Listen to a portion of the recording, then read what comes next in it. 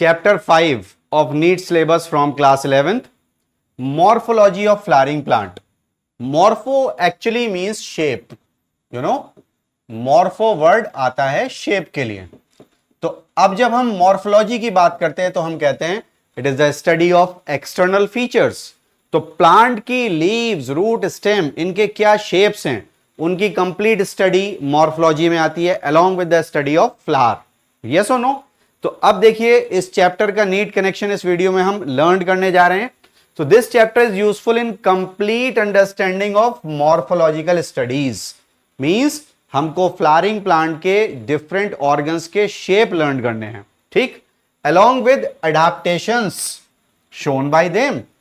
Means अगर कोई plant जिसकी लीफ वाटर में है तो उसका शेप कैसा होगा, ड्राई रीजन में है तो कैसी होंगी, क्या क्या उन्होंने चीजें ऐड की हुई हैं वो हमको देखना है. एज वी नो कि जो ड्राई रीजन में प्लांट्स होते हैं उनके पास थॉर्न्स होते हैं, प्रिकल्स होते हैं, और सम टाइम्स तो हम देखते हैं कि लीव्स स्पाइन बन जाती हैं. तो that all comes under adaptation. Morphological studies will also help in better understanding of chapters like anatomy of flowering plant, जो इसके बाद चैप्टर है हमारा चैप्टर 6. एंड ऑफ कोर्स जब हम क्लास 12 के सिलेबस की स्टडी करते हैं तो वहां पर रिप्रोडक्शन इन फ्लावरिंग प्लांट जो फर्स्ट चैप्टर है, तो मॉर्फोलॉजी हेल्प करती है उसको अच्छे से लर्न करने में. एंड ऑफ कोर्स जो लास्ट यूनिट है इकोलॉजी, उसका first chapter organism and population. तो ये देखिए आपके एक चैप्टर हम लर्न कर रहे हैं और कितने सारे चैप्टर्स में ये हमको हेल्प कर रहा है. जो स्पेशल फॉर्मेट क्वेश्चंस हैं इस चैप्टर के वो इजीली फ्रेम हो जाते हैं root, shoot and their modification से. मींस हम रूट पढ़ें, रूट के मॉडिफिकेशन, स्टेम पढ़ें, स्टेम के मॉडिफिकेशन, और लीफ पढ़ें उसके मॉडिफिकेशन, राइट.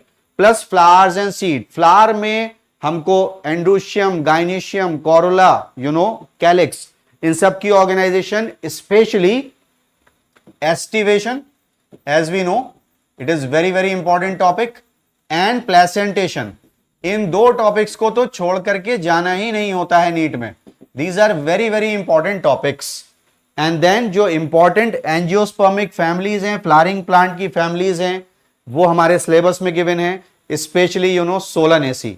तो फैमिलीज के फ्लोरल डायग्राम और फ्लोरल फॉर्मूला, और सबसे ज्यादा इंपॉर्टेंस आपको देनी है फैमिली सोलानेसी में, ये मत भूलिएगा. All right, the largest vegetable giving family is Solanaceae as we no.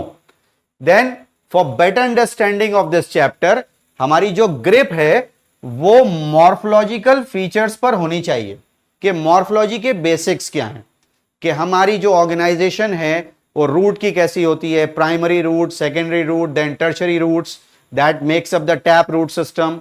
और हम ये भी जानते हैं कि कुछ प्लांट्स में रूट्स जो मेन रूट हैं, जो प्राइमरी रूट हैं, स्पेशली इन मोनोकॉट्स, ग्रासेस, वो शॉर्ट लिव्ड होती हैं and they are replaced by fibrous roots. तो वो बेसिक चीजें हमको ग्रिप में लेनी है. तो ये चैप्टर हम और भी अच्छे से लर्न कर पाएंगे.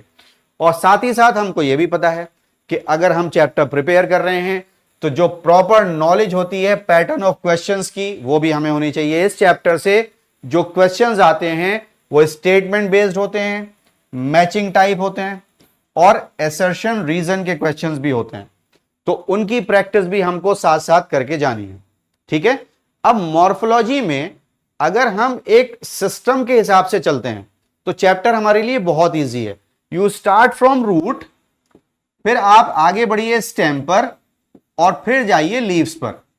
यह सिस्टम होना चाहिए क्योंकि हमारी बुक में भी इसी पैटर्न पर टॉपिक्स गिवन है. Then comes the inflorescence, then flower, of course, then comes the families. तो इस तरीके से हमको प्रोसीड करना है.